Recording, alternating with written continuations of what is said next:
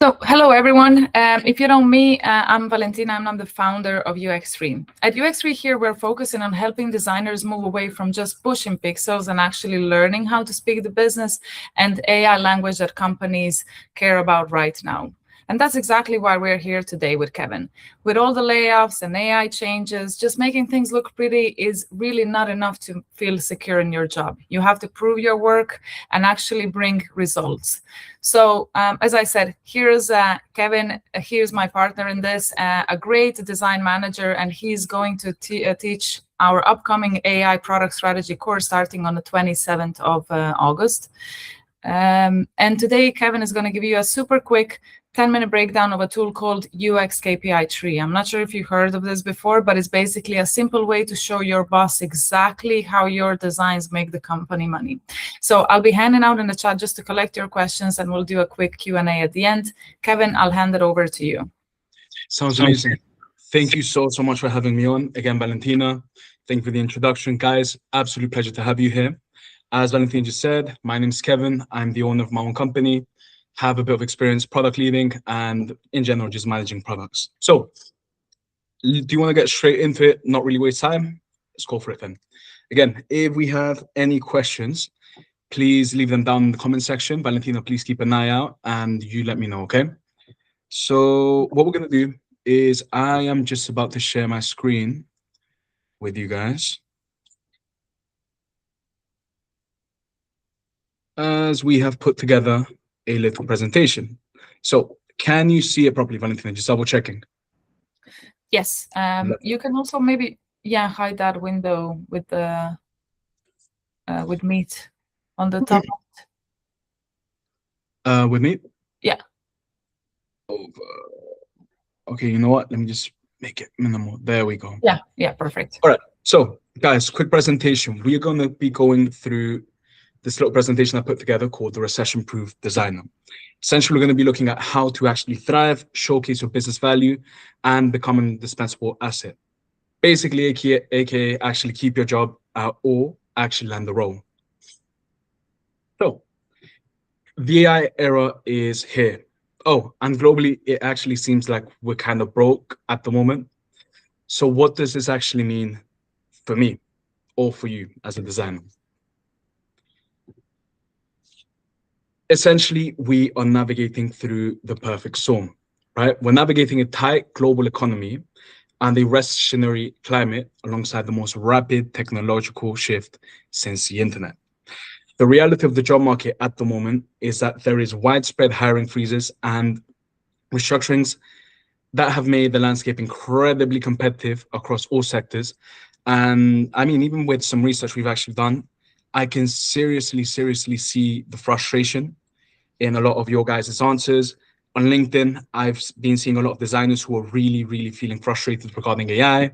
Or a common one is that they're complaining about, businesses prioritizing revenue and profit, right? So the core fear over here is AI going to make my role obsolete? And what does this actually mean for the future of my career? Common questions we always get. So again, it's completely rational to feel overwhelmed when these headlines are constantly claiming that AI can do our jobs in seconds. And you're constantly seeing, like colleagues within the industry actually being laid off, right? So let's address it. Companies only care about profit. Guys, respectfully, and just being as blunt as possible, what do you seriously expect? And I'm just going to say it like it is, okay? Companies will always aim to have sustainable revenue, especially now, guys. It's like being surprised that football coaches prioritize goals and actually winning matches over, their team playing like super fun, in spirits of the World Cup. So the role paradigm shift over here is that you likely won't lose your job to AI. You will lose it to a professional who actually knows how to leverage AI and actually showcases their business impact through strategy. A familiar pattern that we're seeing right now is something we've actually seen throughout history, that of all of these shifts. For example, the calculator didn't necessarily replace accountants. It just simply changed how they worked, right? So that brings us on to the false sign problem. Again, going back to the whole football metaphors, right? The designer in metaphorical terms, reminds me a lot of false signs in football. So currently, designers are amazing, right? Like, they add so much to the team, similar to these false signs, but they tend to be, they tend to be amazing contributors, and they normally pass what we call the eye test. So fans like the way they play, they're really exciting and everything, but the reality is stats rarely support it, as they don't actually score nearly as much as other traditional strikers, right? So what does this actually mean for designers? Similarly to a false sign, designers often contribute massively to their respective companies, contracts, wherever they're contributing to, but often struggle to actually showcase this impact in terms of revenue or just business goals in general, right? And thus, when companies go through rough periods, if you actually pair it with the rise of AI, design teams, unfortunately, are often the first ones to get cut in order to keep companies afloat, which long term obviously then massively impacts the company long term. But again, because they don't understand the value of these design teams, and designers don't actually understand how to actually showcase their value, they basically end up getting cut. So similarly to the false sign, what do designers actually have to do? Designers must be able to showcase that even if they quote unquote score less, the assists and the chances that they create by them actually directly contribute to the team's overall goal scoring and performances. So again, interesting metaphor, but if you think about it, it makes a lot of sense, right? And here is where we actually move into how to use UX strategy to prove your business impact as a designer, right? So first thing I want to let you guys know is translation is your responsibility. The hard truth is stakeholders command where the money goes, okay? We can feel resented. We can talk in a way of, maybe expressing our frustrations that maybe, hey, it feels like companies only care about money, stakeholders only care about profit or whatever. But the reality is you need to understand how to play the game, right? Stakeholders command the money. It is not their job to actually understand the nuances of your daily tasks. So by owning your value, you are essentially responsible in actually making them see that, right? So first thing that we need to start is by actually changing the vocabulary. You must be able to pivot from talking about your craft in more like design terms, or something that I normally hear from a lot of designers, is that they tend to communicate in terms of feelings, right? You'll often see designers say, oh, I did this because I feel it looks good, right? In the ears of a stakeholder, they only really understand and care about actual business language, such as leading metrics, NPS scores, churn rates, reductions, and return on investment, not necessarily how you feel about a certain color or a design decision. So here is where you need to question yourself. Are you a luxury or an investment? In the tight economy, businesses cut luxuries and always protect investments, okay? You never want to be a nice to have. You want to essentially be able to explain your value and showcase your business impact so that they see you as a smart investment, okay? A strategic partner that actually uses AI and strategy to be hyper efficient speaks in return on investment and demonstrably actually drives the business forward, all right? So from maker to strategic investment. For example, the career mode are, for example, professionals who shift their focus from output to outcomes, such as revenue, retention, efficiency. These are the ones that will thrive. Job security comes when you consistently prove your return on investment. Your role stops being a vulnerable luxury and essentially becomes an untouchable asset to any company as long as you can showcase it. The upward trajectory, mastering this strategic mindset is the exact skill set required to actually be able to step into senior level leadership roles in an AI driven market within a tight global economy. Okay. So again, you guys may be asking yourselves, all right, I've been talking about showcase your value, showcase your value, showcase your value in business terms. How do we actually do this? You may be asking, right? And to actually show you guys how one tool that we can use for this is what we call the UX KPI tree. So Valentina, just double checking, can you guys see my screen properly? Yeah, we can see it. Lovely. Amazing. Okay, so what is a UX KPI tree? The UX KPI tree is essentially a UX strategy tool that is used by designers to actually be able to showcase their business impact through design, or basically UX inputs and actionable metrics that designers can actually directly change or control. Okay. So if we break this down in super simple terms, as to not, overcomplicate it, we basically lay it out as an actual visual diagram that anyone can essentially understand. And it's a very digestible way to actually showcase stakeholders, business owners, clients alike, how we are actually impacting their businesses, despite them maybe having zero design knowledge. So let's do a quick example over here. As you guys can see, it literally looks like a little tree, right? So at the top, we have our user needs. We have quote unquote leaves that designers can actually manage. We have our branches, which are essentially leading metrics. And we have the root, which is the main business goals, right?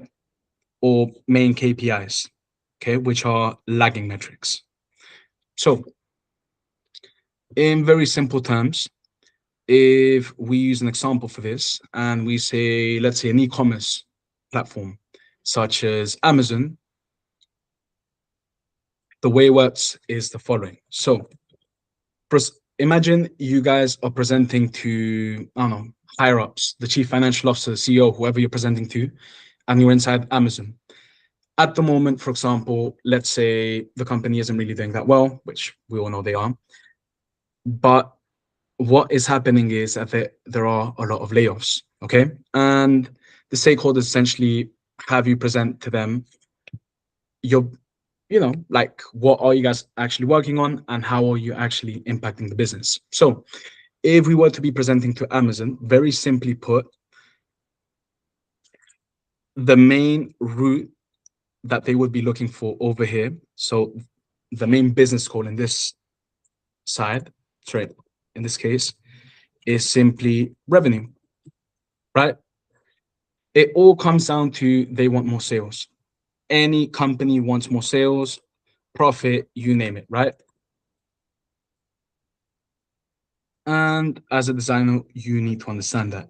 So realistically speaking, guys, we live here, right? In the Leafs. We can't physically beat up people into buying more from the platform, right? But we can leverage our UX inputs and our actionable metrics to hope to actually impact the route, right? So if you think about it, your average user that goes onto the Amazon platform, what are their user needs? What are their user goals, right? Essentially, they are going in because they need to do online shopping. And for whatever reason,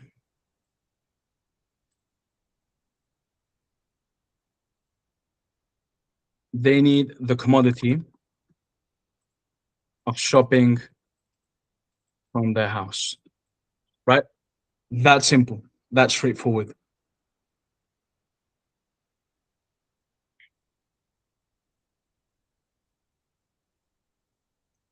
So,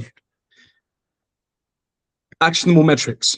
So, what metrics can we actually change that will actually lead to higher revenue slash profit? Think of it as if you actually had the plant, right? If you're going to water the plant, you can't actually dig out the roots and then water the roots, right? We can only water the leaves to then ideally make the branches grow, and then through the branches and like the actual soil, reach the roots, which will then make the roots stronger, right? So if we think about it,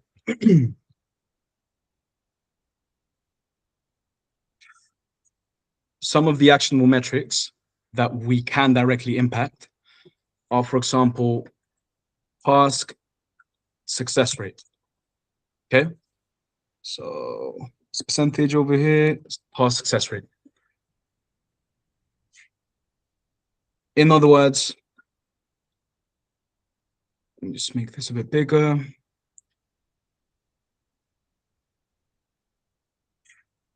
In other words, success rate for user purchasing an item, right?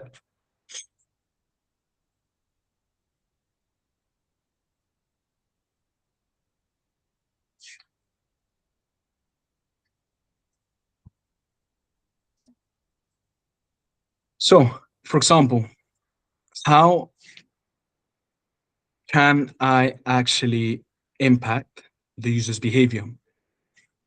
So if we were to impact user behavior, in this case, the amount of returning users,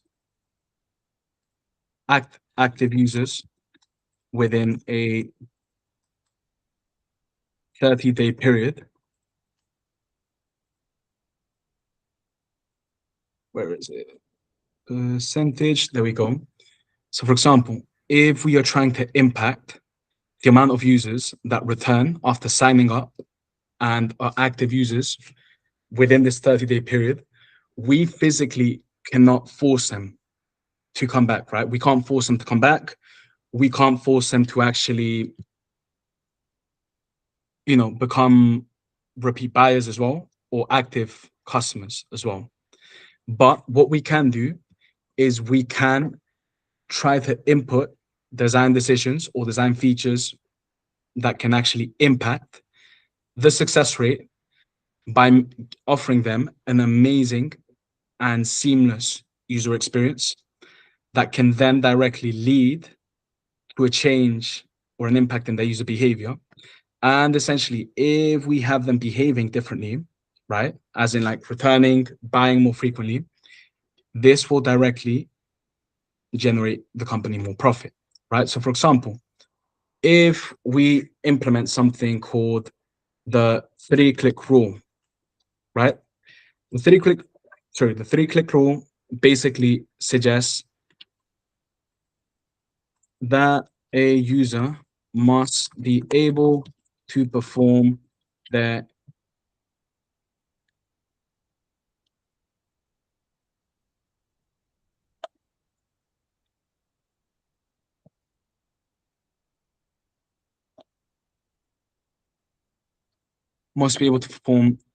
task in under 3 clicks, right?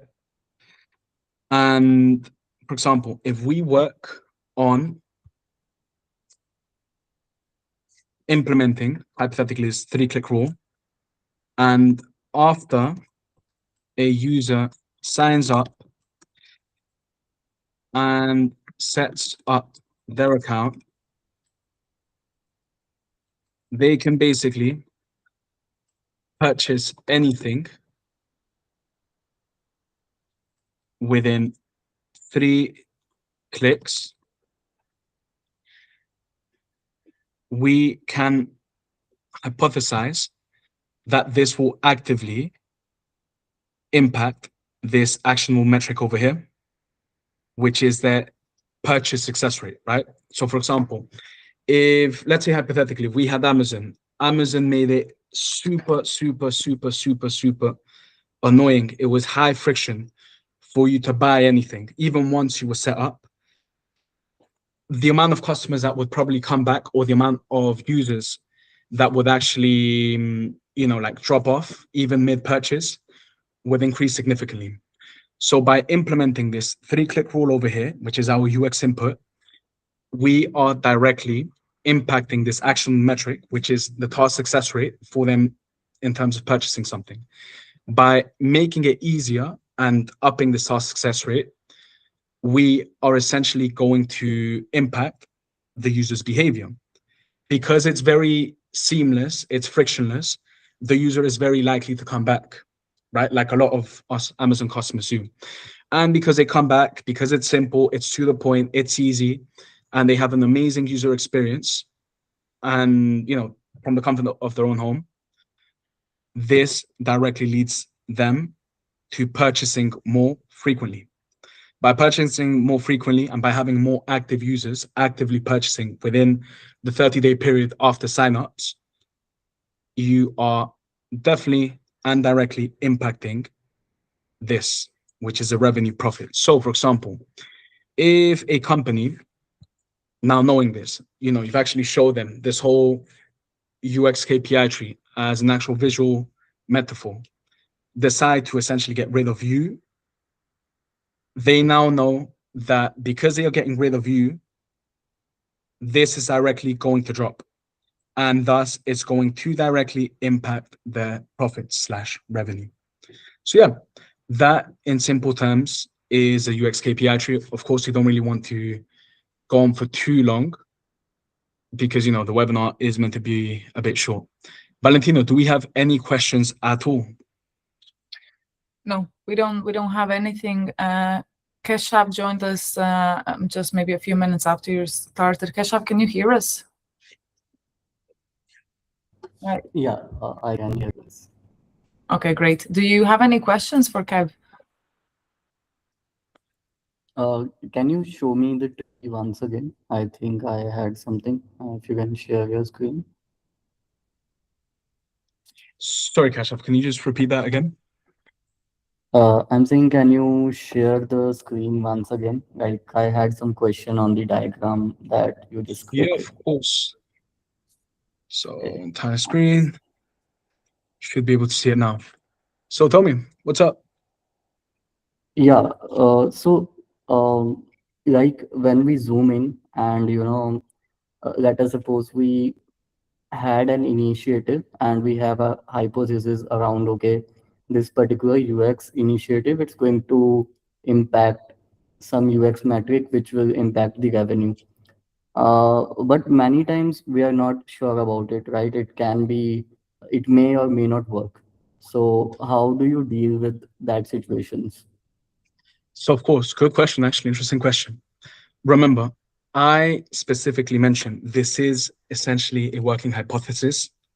If for whatever reason you have picked your actionable metric and the actionable metric is not actually moving the needle of the user's behavior or the actual leading metric that you need in order to actually improve the profit, that essentially suggests that you have been focusing on the incorrect actionable metric.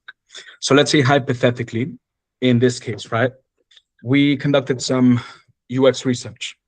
And according to our original KPI tree, we would focus mostly on the actual task success rate for users purchasing, right?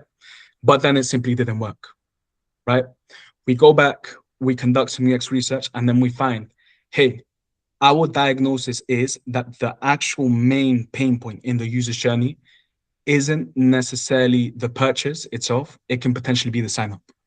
So for example, if the sign up is really, really, really, really, really difficult, right? Hypothetically saying, and it's just super long, just unbearable, right? Horrible UX. Your users are essentially dropping off, well, as we call it, a churn rate.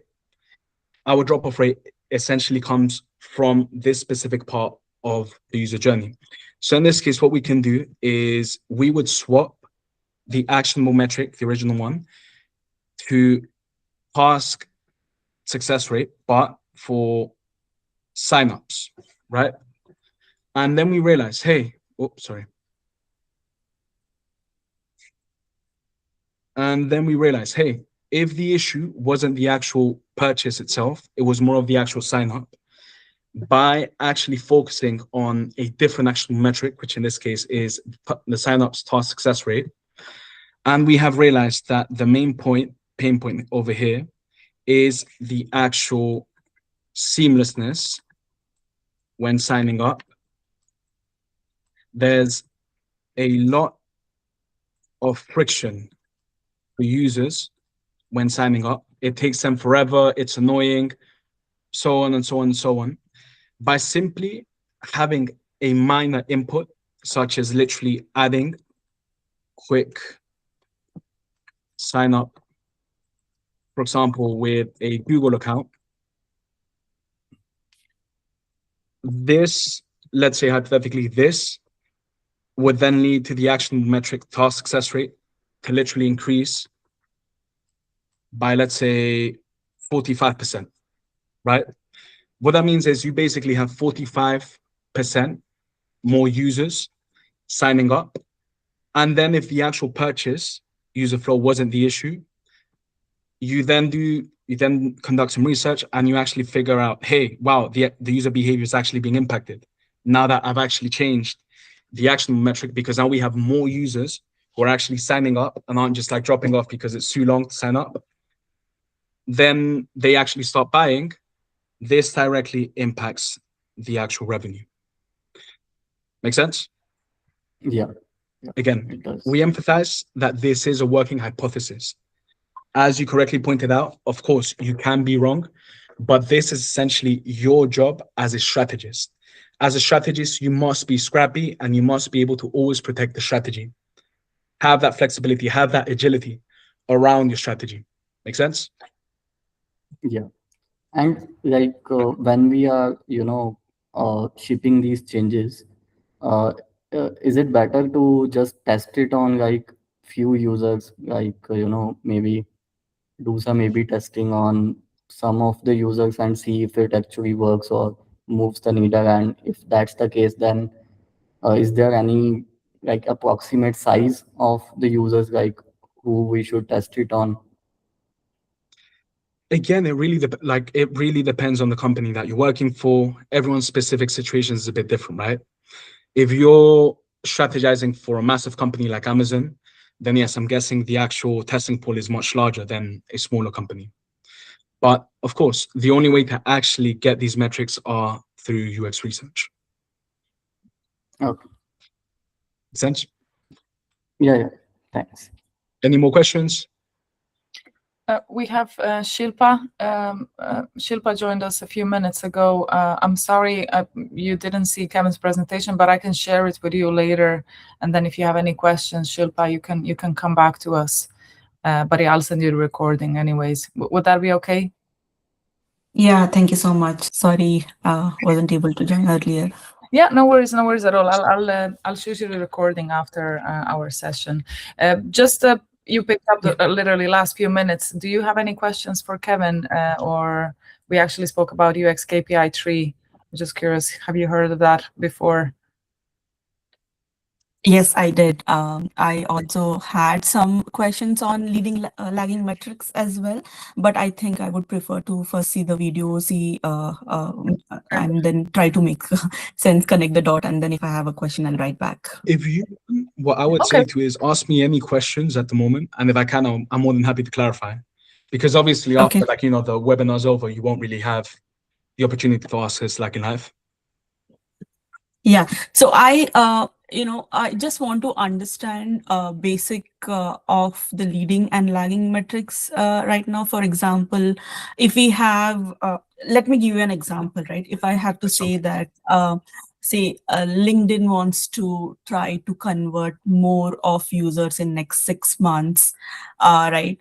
How should we go about it? How, with respect to leading and lagging metrics, is how should we connect the dots? So if you can give me a thought process of how to think, it'll be great. Okay. Yeah, quite straightforward. So for those of you guys who may be a bit, confused on what I actually mean by leading and lagging metrics, in very, very, very, very simple terms, a very easy way to remember what leading metrics are is leading metrics are metrics in the present or future, right? That can essentially, and lagging metrics are, where is it? Lagging metrics are essentially metrics that are in the past, okay? So the way it works is, quite simply, the leading metrics are, for example, let's say, as of now, right now, as of now, 14th of July, our returning active users after signing up within 30-day period is approximately 30%, right? So if we got 100 users who signed up, right? This is what we know as a vanity metric. Why do I say it's a vanity metric? Let me ask you a question. How does Amazon make profit? Do they make profit from the users signing up, or do they make profit from the users actually purchasing? Purchasing, right? Yeah. So if I come to you and I tell you, yes, if I come to you and I tell you, oh, sure, but we've got 100 signups, but no one's buying anything. What does that actually mean? Exactly. So if I've got 30 people buying actively, because this is like an actual leading metric as of now, I know that this is going to impact my lagging metric, right? Yes. So yes. my lagging metric right now is we are making, let's say, each user's buying, I don't know, €1 or pound, if you guys are here in the UK, €1. So so essentially our revenue here is €30, hypothetically, right? So I know that if I impact this leading metric through UX inputs, right? So essentially, instead of you having 30 people who are returning customers, active customers, after signing up within the 30-day period, I increase that by 30%. So if we put plus 30%, that's essentially another 30 people purchasing, right? So if my metric over here is 60% of users, what is it? 60% of users become active customers within the 30-day period. And my metric here is literally 60%. Then you know that this lagging metric or this leading metric in business goals, in business goal terms, is then going to be €60, right? So Yeah. in the eyes of a company as a designer, by keeping you around, you are basically doubling their revenue, their profit. So if they are business people at the end of the day, ask yourself the question, is it really smart to lay off someone who is doubling my revenue? I may understand absolutely F4 about wireframes. I don't care about the 3-click rule. They don't understand. They understand money, right? Yes. And unless they're stupid, if you tell them, hey, fire me, you're losing half your revenue. Do you think they're going to fire you? No. There you go. It's that simple. Any other questions? Or, I tried to explain it in really simple terms. Yeah. This Yep. made really sense. Yeah. This was good. Lovely. Thank you. No worries. Any other questions? Keshav, Shilpa, anything else that you would like? I think, no, I'm good. I'm good. Amazing. Okay. What I would say I'm is, good. Shilpa especially, because you missed the first part of the session, if you want, I'm more than happy to respond to any questions or anything. You're more than welcome to reach out to me via LinkedIn. I am going to be a bit busy after this, so I have to train one of my engineers, but I'm more than happy to respond to any questions, okay? Sure. Very good. All right. Thank you so much, Kevin, for showing and explaining UX KPI Tree. As I said, I'm going to share the recording with everyone after this call, maybe tomorrow actually, or later tonight, or just until it's generated and posted on YouTube. And if you have any questions, feel free to just reply to on our emails. I'm going to CC Kevin as well, so just in case you want to ask Kevin anything. And that's it.